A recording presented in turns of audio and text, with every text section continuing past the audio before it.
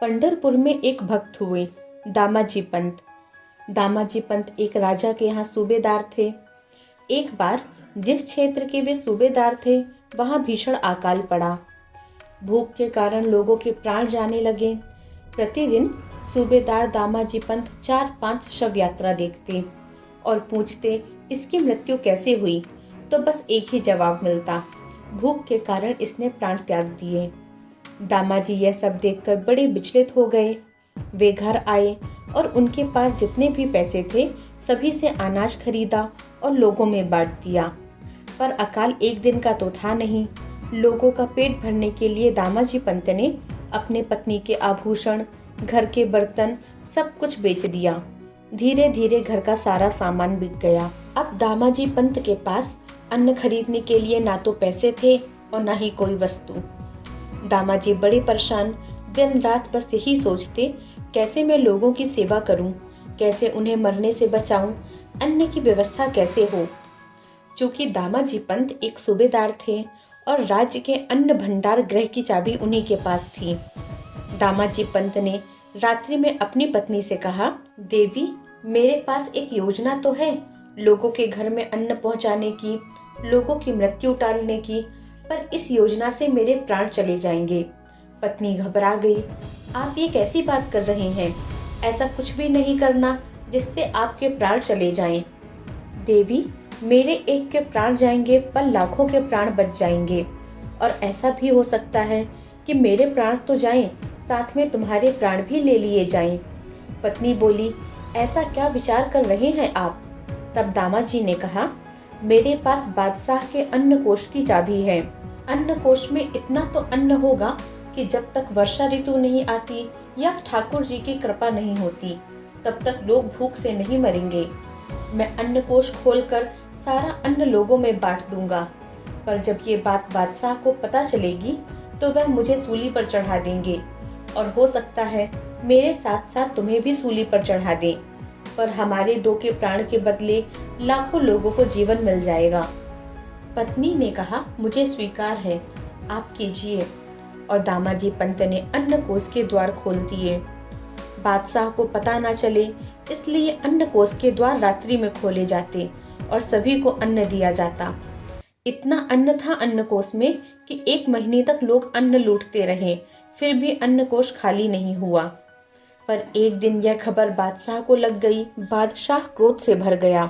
उसने सैनिकों को आदेश दिया, मेरी आज्ञा के बिना दामाजी ने अन्न कोष कैसे खोल दिया? तुरंत दामाजी को बंदी बनाकर सूली पर चढ़ा दो। सैनिक दामाजी के घर पहुंचे और उन्हें बंदी बनाकर ले जाने लगे। तभी रास्ते में पंढरपुर आया। पंढरपुर आते ही दामाजी के नेत्र सजल हो गए। दामाजी ने सेनापति से प्रार्थना की, आप मेरी एक अंतिम इच्छा पूर्ण करेंगे? यह मेरे इष्ट का स्थान है, बस आखिरी बार उन्हें प्रणाम करना चाहता हूँ। सैनिक दामाजी को विट्ठलनाथ के सामने लेकर गए। दामाजी ने विट्ठलनाथ को प्रणाम करते हुए सजल नेत्रों से कहा, विठोबा, अपने लिए कुछ नहीं किया मैंने। आपके वैष्णव जनों को अकाल मृत्यु से बचाने हेतु मैंने अन्न कोष के द्वार खोल दिए। मैंने अपराध किया है। बादशाह का अन्न कोष खोलने से पहले मैंने उनकी आज्ञा नहीं ली, परंतु अगर मैं उनसे पूछता तो वह अन्न कोष की चाबी भी मुझसे ले लेते, फिर मैं लोगों के प्राण कैसे बचाता? हे नाथ, इस अपराध से रुष्ट होकर आप मुझे चाहे जो भी दंड दे दो, पर मुझे स्वयं से दूर मत करना। दामाजी पंत विट्ठलनाथ को प्रणाम करके आगे बढ़ गए। इधर पंढरीनाथ भगवान ने एक छोटे से बालक का रूप धारण किया। कटाक्ष नेत्र हैं, सुंदर कपोल, सुंदर नासिका, छोटे से वस्त्र पहने हैं, सर पर पाग बांधी है, रूप ऐसा जो सबको मोहित कर ले। नटखट बालक के रूप में पंढरीनाथ बादशाह की सभा में पहुंचे। बादशाह भी उनके रूप को देखकर मोहित हो गए। बादशाह ने बालक से पूछा, तुम कौन हो? क्या नाम है तुम्हारा? बालक ने कहा, नाम तो अनेक है मेरे, पर सब प्यार से बिट्ठू बिट्ठू बुलाते हैं। बिठोबा नाम है मेरा। बादशाह ने कहा, जितने सुंदर तुम, उतना ही सुंदर तुम्हारा नाम। अच्छा, यहाँ किस लिए आए हो? बालक ने कहा, आपके सूबेदार दामाजी पंत का सेवक हूँ मैं। मेरे पास उनका बहुत सारा धन पड़ा है। मैंने कई बार कहा आकर ले जाओ, पर वो इतना व्यस्त रहते हैं कि आ ही नहीं पाई। और जब मुझे पता चला कि उन्होंने आपकी किसी वस्तु का उपयोग कर लिया है, तो मैंने सोचा मैं उनका धन आपको दे दूं, जिससे उनकी मृत्यु टल जाए। बादशाह ने कहा, बातें तो तुम बहुत अच्छी करते हो। तुम्हारे सेठ ने इतना धन उपयोग में लिया है कि उसकी भरपाई तुम क्या, पूरा नगर भी नहीं कर सकता। बालक ने कहा, आप ले लीजिए, कम पड़ेगा तो बताइएगा। बादशाह ने कहा, कहाँ है धन, बैलगाड़ी में लाए हो? बालक ने एक पोटली दिखाते हुए कहा, नहीं, सारा धन इस पोटली में है। बादशाह और सारे राज दरबारी हंसने लगे। बादशाह ने कहा, उल्टी करो पोटली, देखे कितना धन है तुम्हारे पास। बालक ने पोटली उल्टी करी। पोटली से धन निकलता ही गया। पोटली से इतना धन निकला मानो स्वर्ण सिक्कों का मेरू पर्वत खड़ा हो गया हो।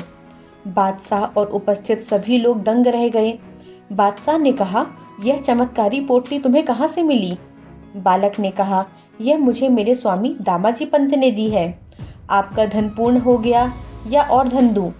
बादशाह ने कहा, नहीं नहीं, अन्नकोष में इतना तो अनाज भी नहीं था जितना तुम धन दे चुके हो। बालक ने कहा, अब आप मेरे स्वामी को मुक्त कर देना। इतना कहकर पोटली कमर में बांधकर बालक वहां से चला गया। राजा अपलक नेत्रों से देखता रह गया।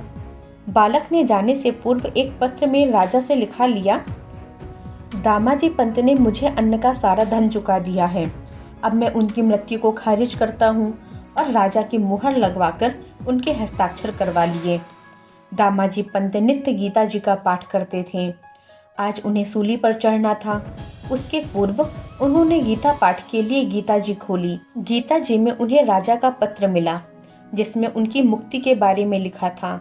दामाजी पत्र देखकर आश्चर्यचकित हो गए। इतने में राजा का आगमन हुआ।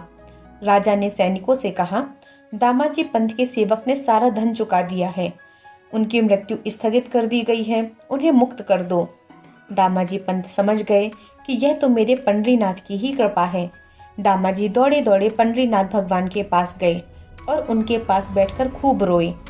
इधर बादशाह बालक को पुनः देखने हेतु व्याकुल हो गया, पर जब बालक नहीं मिला तो उसने सोचा कि वह दामाजी का सेवक था। उन्हें निश्चित ही पता होगा कि वह बालक कहाँ मिलेगा।